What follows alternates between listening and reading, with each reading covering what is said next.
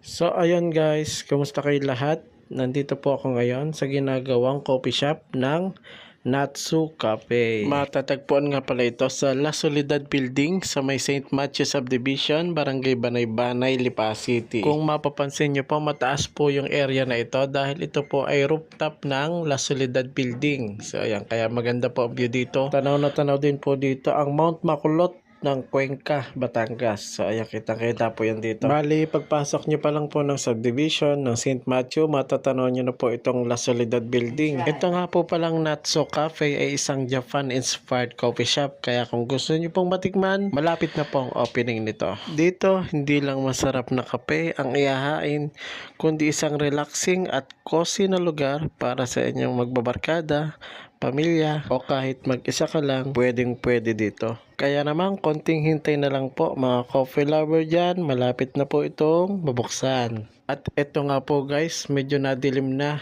At ito po magiging view nyo dito. Dahil nga po mataas itong lugar.